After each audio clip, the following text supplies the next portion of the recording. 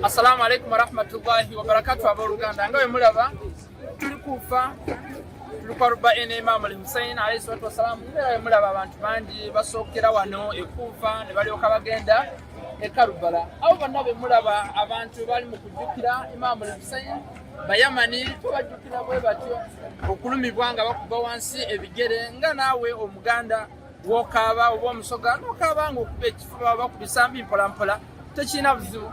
Nolekyo emabega wange ngawe mulaba waliwo assalamu alayka ya Maitham Atamari. Maitham Atamari tugambe emirembe gibeere kuye era yeyo entaana ye yali awangalirawo.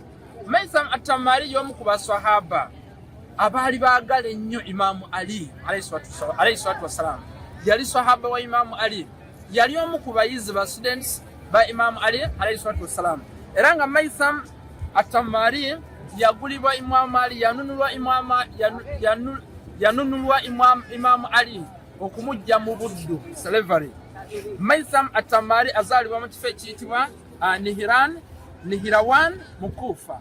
Maitham Atamari nga wetugambye nti yayagala nnyo Ahlul-Bayt. Kwa twagamba nti okwagala Ahlul-Bayt alayhi salatu wassalam kyateeka kiri wajibu. Nati nga twalaba ekiramu kya Nabi Muhammad inni tariku fikum thaqalaini kitaba Allah wa itratu bisito bibiri Nabi byatuleka mu Qur'an ne Ahlul-Bayt ngokwagana okubagobya kiri wajibu. Muswatu Shura ya 2:3 kuba Katonda yabatukuza. Muswatul Ahzab aya 3:3. Nga tuvuddawo ne tulaba nti Maitham Atamari yali sahaba wa Imam Ali era n'abaana ba Imam Ali alayhi salatu wassalam. Maitham Atamari yabagala nnyo. Ng'olutalo lw'Ekarubala luwedde Yazid ne Ubaydullah ibn Ziyad campaign ze baali bakola kutta buli mushiya era bwe batyo olutalo bwe lwaggwa olw'Ekarubala aba Yazid ne bagenda mu maaso n'okutta abaagaza baali bagala Imam Hussein ne Imam Ali alayhi salatu wassalam.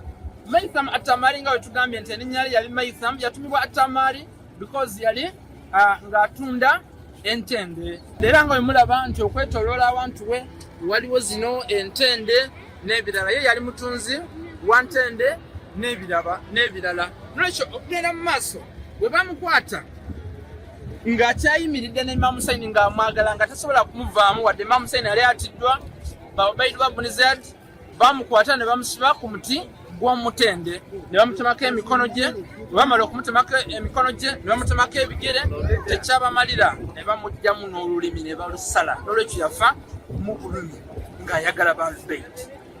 Nga bwe tugambye nti okwagala n'okubaagala okubagoberera n'okubaagala kyateeka mu Suratu Shura aya 2:3. Maitham Atamari tumigako bingi. Namba 1 yalina saburu, bamutta ne saburu.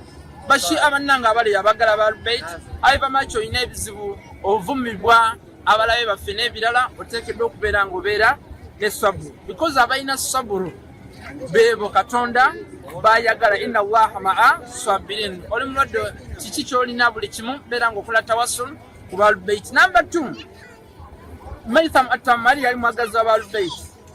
Ekyokusatu yayimira ne Ahlul-Bayt era yafa mu bulumi.